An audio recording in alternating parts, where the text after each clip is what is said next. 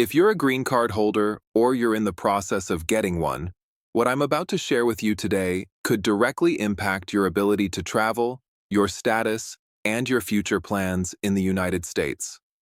There's been significant discussion recently about potential travel restrictions, executive actions, and policy shifts that have left many permanent residents wondering whether they can leave the country, whether they'll be able to return, and what a so-called 90-day ban might mean for them and their families.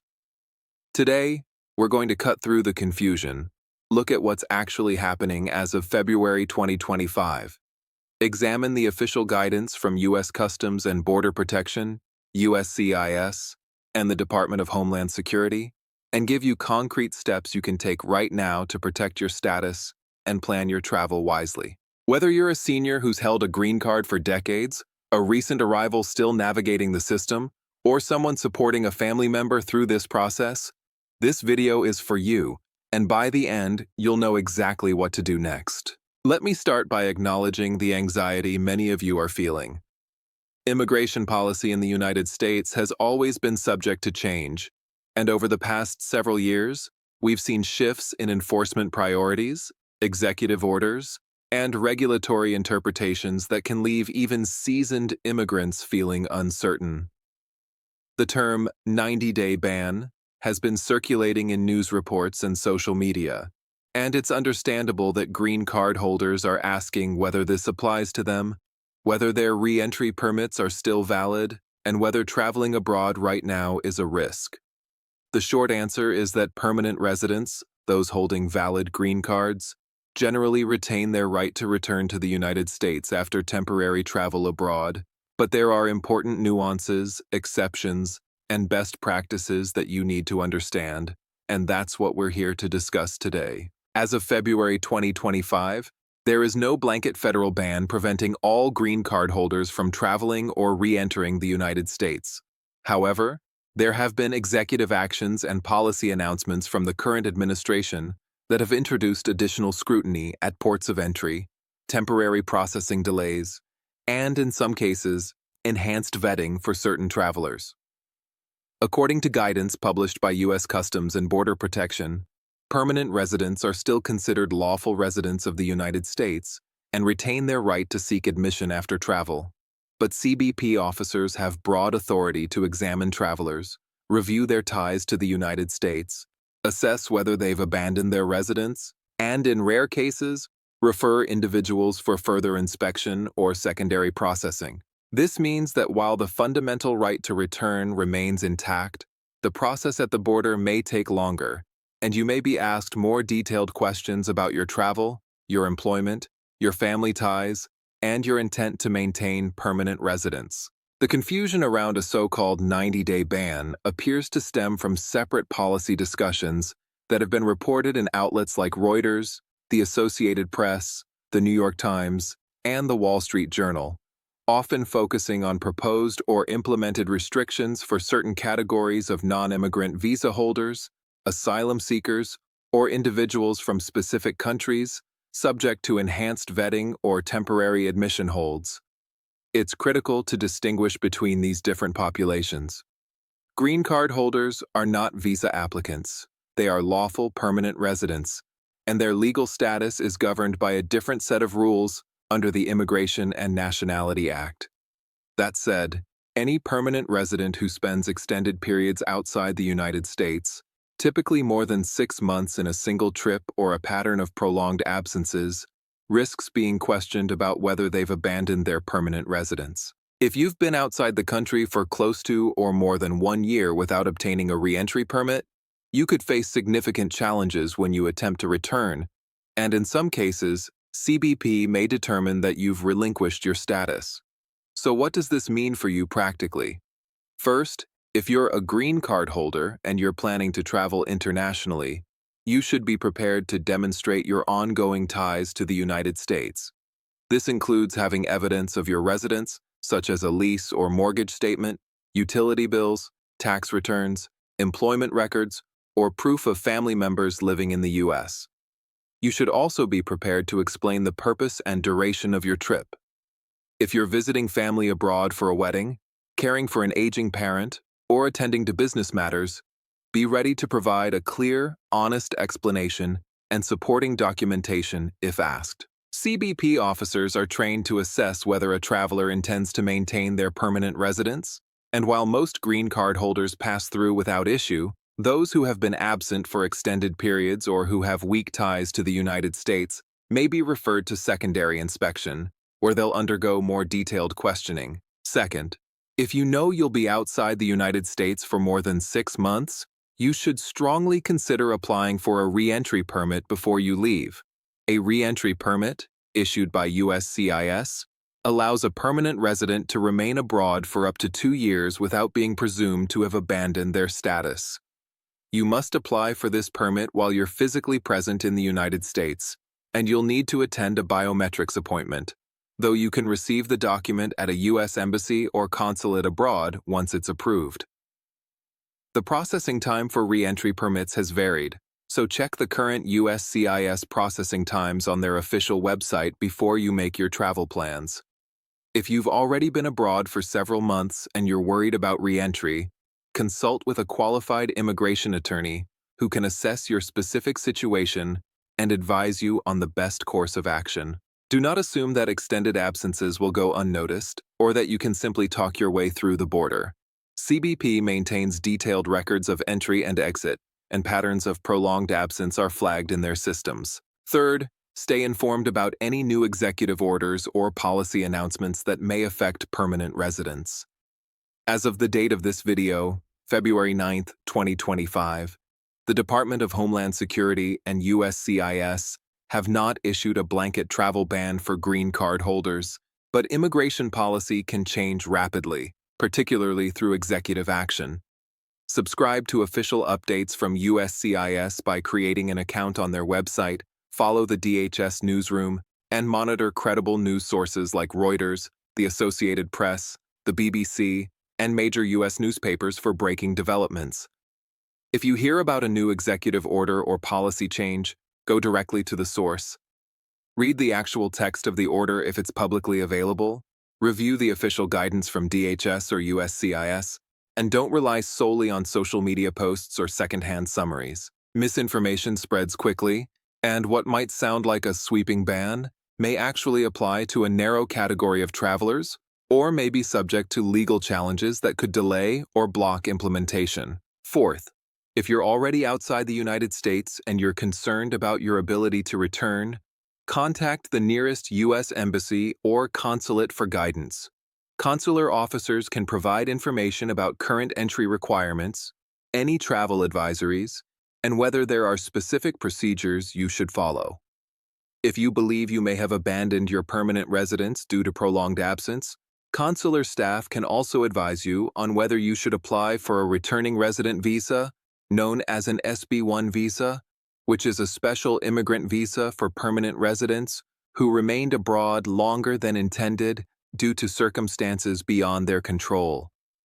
The SB1 application process requires you to demonstrate that your extended absence was due to reasons beyond your control, such as a medical emergency, family crisis, or employment obligation, and that you always intended to return to the United States as your permanent home. This is a complex area of immigration law, and if you find yourself in this situation, professional legal advice is essential. Now let's talk about what happens when you arrive at a U.S. port of entry.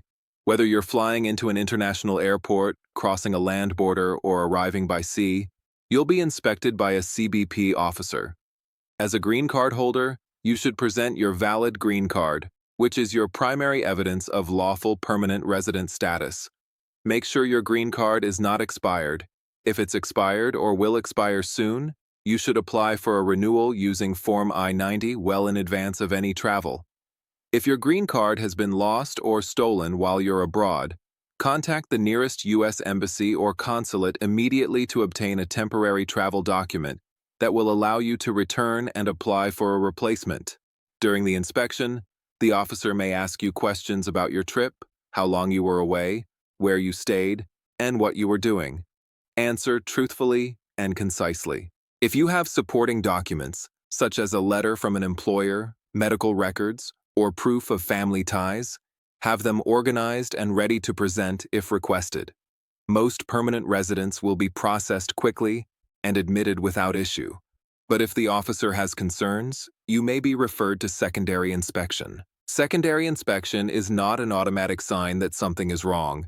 It's a standard procedure that allows CBP to conduct a more thorough review when there are questions about admissibility, documentation, or status. If you're referred to secondary, remain calm, be respectful, and provide honest answers. You have the right to request to speak with a supervisor if you believe you're being treated unfairly, and you have the right to refuse to sign any documents that you don't understand or that contain inaccurate information.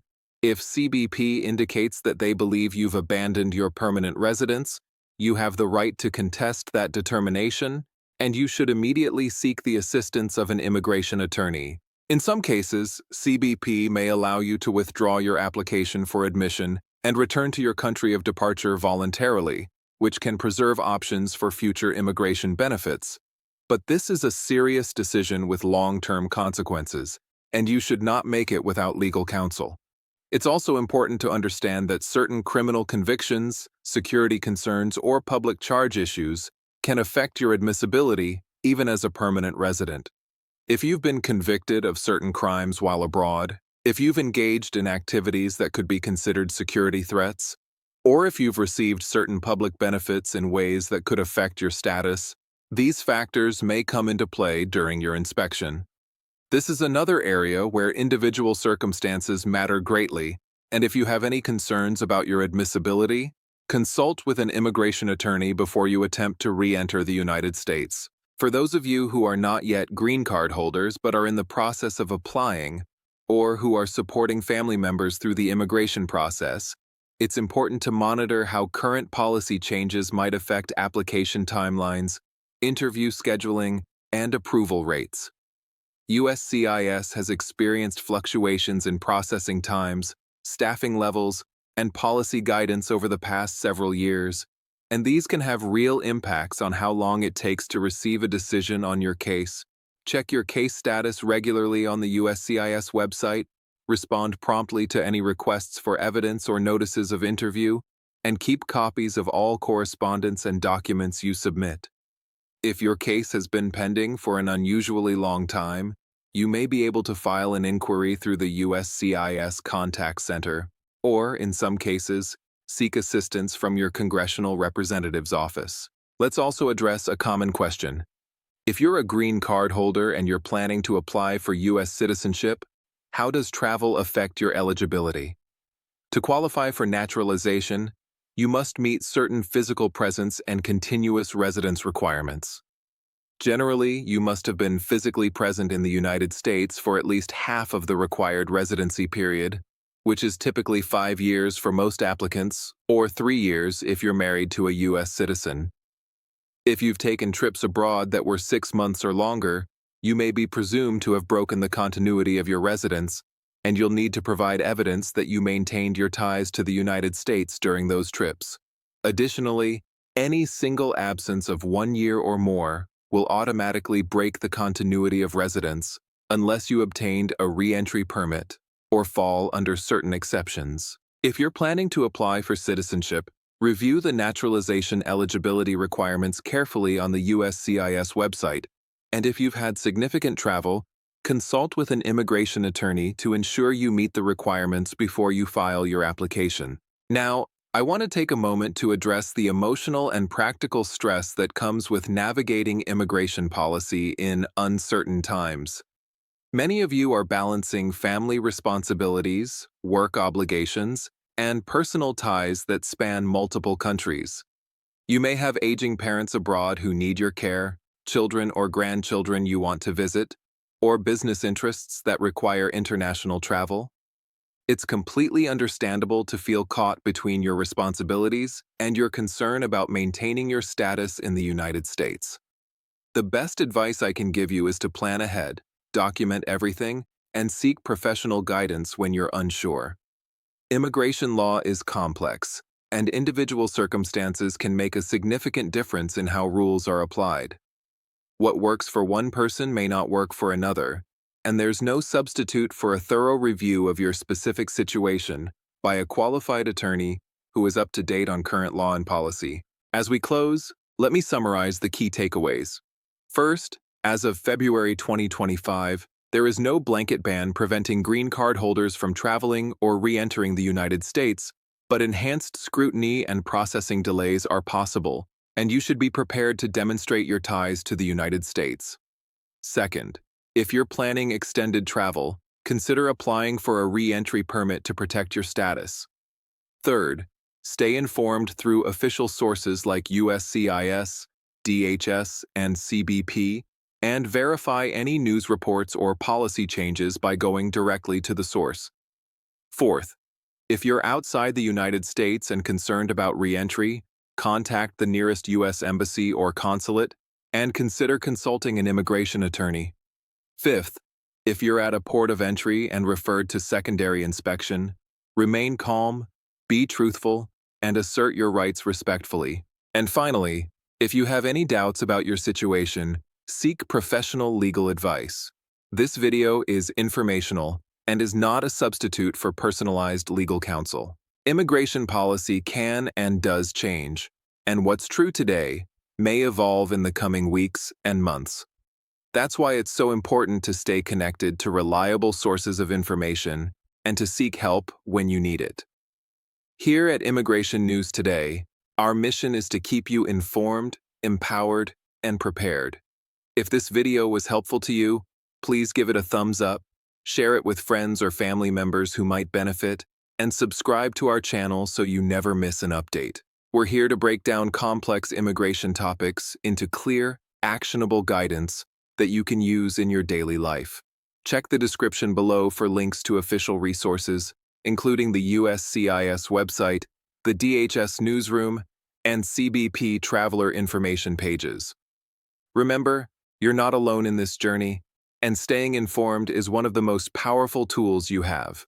Take care of yourself, plan your travel wisely, and know that we'll continue to bring you the latest news and analysis on everything immigration. Thank you for watching Immigration News Today, and we'll see you in the next video.